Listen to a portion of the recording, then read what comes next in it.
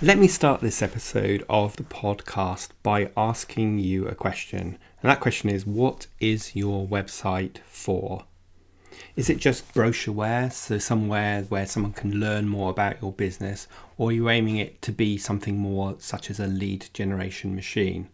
Well, firstly, it definitely should be that something more, but there are some fundamental do's and don'ts about getting your website right, and also some key strategies to making it generate leads for you. So that's what I am going to cover in today's episode of the Agency Accelerator Podcast.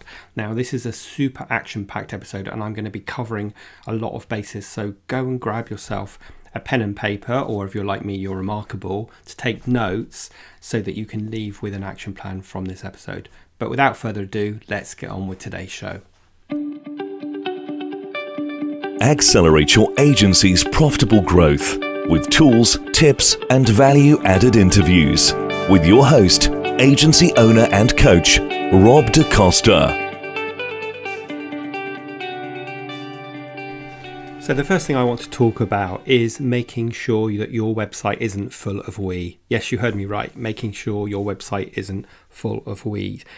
And what I mean by that is so many websites start off by saying we do this and we do that, and we were founded in 1974 and we have these amazing great clients and this is what we've done for them and this is what they say about us. But fundamentally, when your reader arrives at your website, they just don't care about that. You haven't built any know, like and trust yet. So your first job is to start building empathy with your reader. And you're not going to do that if you start off by telling them all about you. What you need to do is show them that you understand them and you understand some of the challenges they have, so that you're immediately starting building some rapport and empathy. Because then the reader sits there and thinks, oh, this is interesting, tell me more. And that tell me more translates into an action of them scrolling down the page or clicking on some links and digging deeper into your website. And as they dig deeper, that's when they're going to be interested to learn more about you. So that homepage, that starting point when someone arrives at your site, has to be about them, and you have to show them very, very quickly that you understand them and the challenges they face day in and day out. Now, bear in mind, someone might have found your website via Google, and therefore they will have found thousands of other websites as well. So they'll be quickly scrolling in, and you've got to stop them from scrolling on to the next search option and stay with you. And you're going to do that by showing them that you understand them. So let's just spend a few minutes talking about the anatomy of a great website. And it starts by getting the above the fold part right. Now, what I mean by above the fold, if you're not clear about that terminology, is everything that they see before they scroll down. And you need to be mindful about what they'll see on a mobile device as much as a desktop device. And in that above the fold real estate, you have a matter of seconds to get someone's attention. So show them you understand them and start building empathy. And then also, in the above the fold section, you need to offer them some value. You want to be really clear what action you want them to take. And I'll talk more about that in a moment. So the first part of the website needs to identify with the challenges and pains that they have, and then you can offer them some value to start to solve that pain or challenge. And then as they scroll further down, you want some social proof. This is who you've worked with, so that they want to align themselves with some of these great names that you've already worked with. So if you have some names that will be recognizable to your potential reader, then list them, put their logos on, and so on. And then a bit further down the page, you're going to start to detail more about you and also more about the services that you offer. And then at the bottom of the page, you're going to have the next action steps that you want them to take. Now, of course, you're going to have other pages such as an About Us page, the services you offer and how they can contact you and so on. But let me just kind of contradict myself a bit here, because if you have an About Us page, well, guess what? It's all about you. It's not about them. So rather than having About Us, I often say to people, why don't you list something like how we can help you as the reader? And then again, you're making it about them. So you're going to have those typical pages, and I'm not going to dive into them too much today.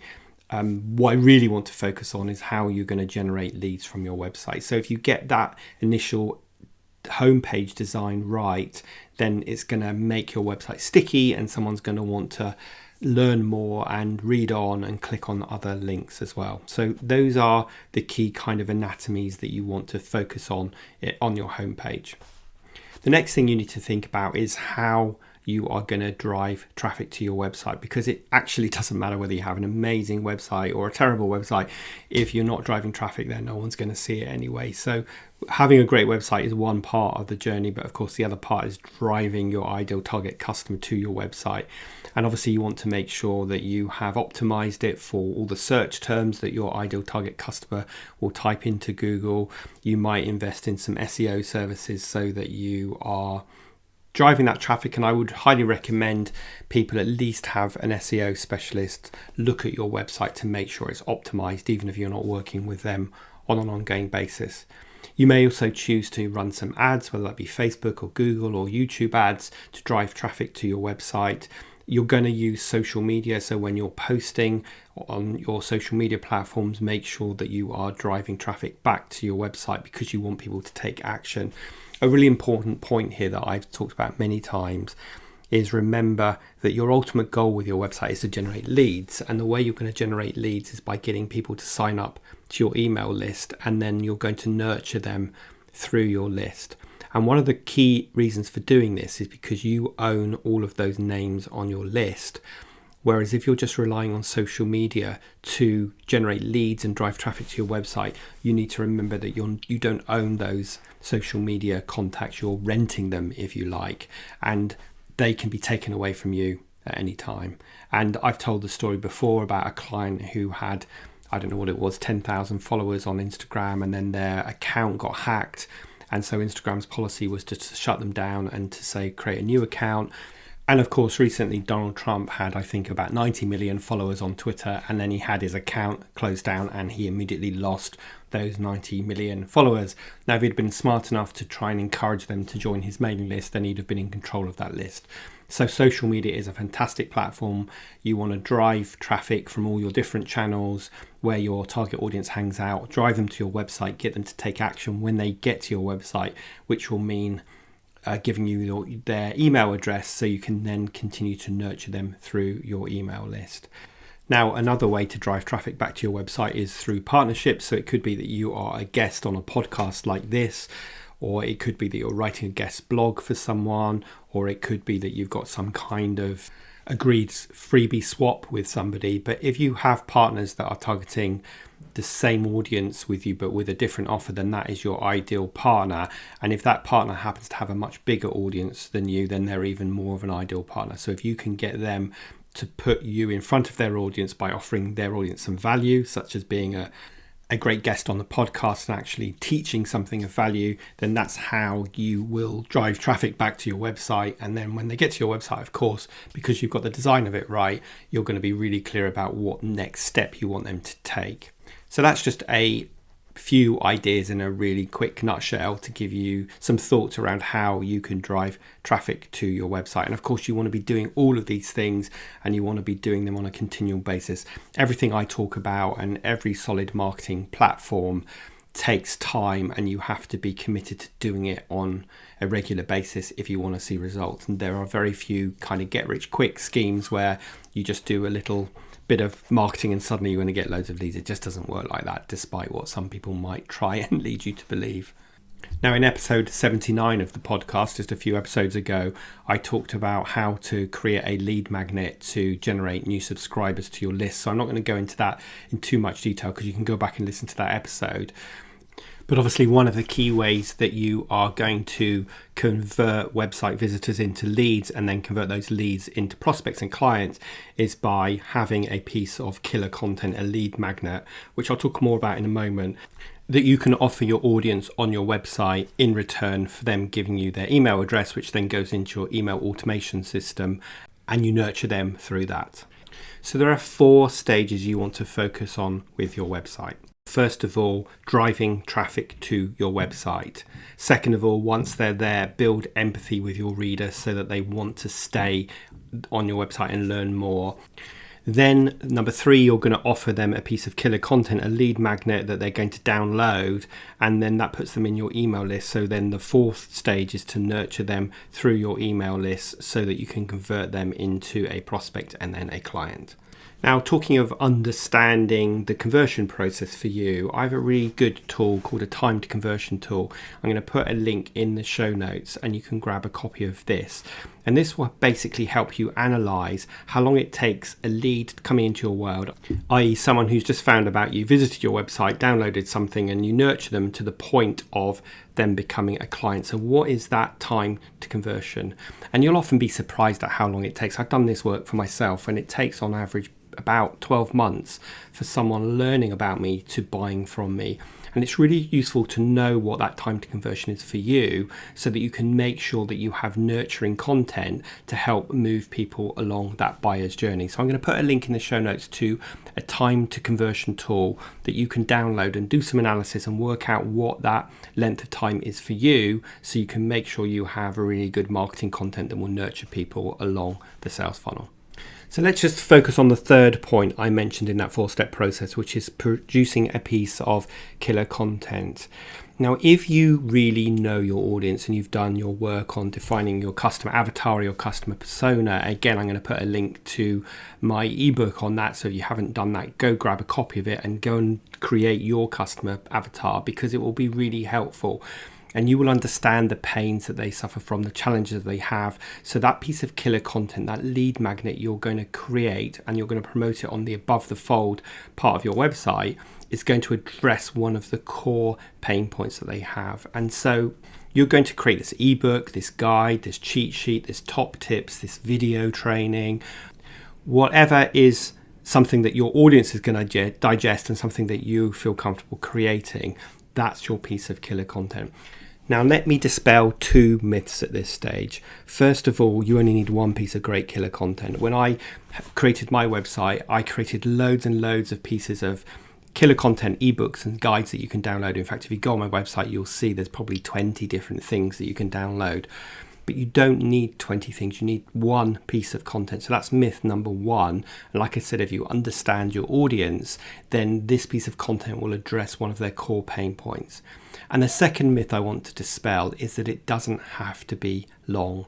I think what puts a lot of people off is that they think it needs to be the best thing since sliced bread and it needs to be 20 pages long or 40 pages long because people will judge me based on how big this thing is. Well, actually the opposite is true, because most of our target customers, i.e. people like you, for me, are time poor, so they don't have time to read a 20-page thing, and they won't be judging how good it is based on the length. They'll be judging it on the quality of it and does it help them solve one of their core pain points. So that's the second myth. It doesn't have to be long. In fact, it could just be a one-pager. It could be top tips on optimizing your website, or top 10 tips on how to implement your own SEO, or top tips of what a journalist is looking for in a good press release. So it doesn't have to be long, it just has to be good and address some of their killer points. Now, kind of a bonus thing here is that you probably think I need to create something that's truly original. And yes, of course, you should definitely not plagiarize. And if you can create something that hasn't been done before, then brilliant. But the chances of the thing that you're going to create not existing in some form or another on the internet already is very remote. So your goal is to package it up in a way that your ideal target customer will find really easy to digest. So those are the 2 myths I just wanted to dispel about your killer content. So you're going to create this piece of content. You can make it look pretty by outsourcing it to a designer or designing it yourself. And then you're going to embed it on your website. Now, the key here is that they have to give you their email address in order to get it. It's like this transaction. I'm going to pay for this thing with my email address, and I'm going to tick a box that confirms I'm happy to receive emails from you in the future so that you're GDPR compliant. And in return, I'm going to give you this piece of great content. So that's the deal that you are making with your reader. Now, once they have given you your email address, it's going to go into your email automation system. Now, I've talked about email before in episode 55, so you can go back and listen to that. So I'm not going to go into picking an email automation system. But a really key point here, a really good tip, is make sure that you deliver your killer content, your lead magnet, via the first email that you send the subscriber. Don't deliver it on your website. And the reason for that is because if you deliver it on your website, I could just put any old bad email address in and I'll still get access to it. Whereas if you deliver it via the first email, then the reader has to give you a good email address, and you want to make it clear that in your form that they fill in that you want to ask them to give you their best email address, and you will deliver the lead magnet via an email. So that's a tip that's worth noting, and something that I see a lot of people get wrong, where they just embed the file, the ebook, onto their website. Don't do that. Deliver it via your email system. And then once you've got them in your email, you're going to create a sequence of nurturing emails that dig into the guide a bit more or talk about some other things. And your goal is to get them to take the next step on the buyer's journey. But again, I don't want to go into that in too much detail today. I've got other episodes about that, because today the focus is on making your website work for you and how to generate leads from your website. So that's the purpose. So anyway, create the content, deliver it via your email system, and then nurture your reader through your email system, and you will start moving them from cold lead to warm lead to prospect to customer to a raving fan, which is obviously your goal. And as I say, if you've done your time to conversion, you'll know how long that journey takes typically, and you'll be then thinking about, well, if it takes me 12 months, what kind of content can I use to nurture people and keep building that know, like, and trust with them to the point that I'm still in their face when they're ready to buy. Because humans are kind of like sieves. If we don't constantly stay front of mind with them, they'll forget about us and they'll buy from someone else. And this all starts with your website. I always view my website as the center of my universe, and I want to drive traffic through all the different means that I've talked about today to my website. And then when I get my reader to my website, I want to quickly build empathy with them by showing I understand them, and then get them to take action. Now, this take action needs to be on that top of above the fold stuff. You can't afford to have it buried somewhere deep in your website on the assumption that your reader will actually ever get to that page. Because remember, as I said earlier, they might just be searching on Google. You might be one of thousands of results they've come up with, and they are quickly visiting your website, and you have literally a few seconds to grab their attention. And if it's not clear what you want them to do next, then they will probably leave. And remember, that to do next action is to get them to download your lead magnet or your killer content. And that has to evidently very quickly demonstrate that it has some value to them. So those are my tips about making sure that your website is generating leads for you, making sure that it's not full of we, i.e. it's not just about you, but it's about your reader. And then as they dig into your website and they're thinking, tell me more, that's where you start talking about you, who you are, what you do, how long you've been around, who you've done it for, sharing some testimonials, sharing some case studies, and so on and so on. But that needs to be further into your website once your reader has got some connection with you. So I hope those tips are useful. As I said, this was a bit of an action-packed episode, so I hope you've taken some notes. I hope that gives you an action plan of things that you might want to review your website or get changed, or maybe some ideas on creating that lead magnet, that killer content for your website, and also perhaps working out exactly who your ideal target customer is if you're not clear about that. So hope that was useful. As ever, please make sure you've hit the subscribe button. I would love you to leave a review on Apple Podcasts, because as you know, that helps the algorithm show me to more agency owners just like you. But other than that, I hope you have a fantastic rest of your week, and I will see you next Thursday for the next episode of the Agency Accelerator Podcast.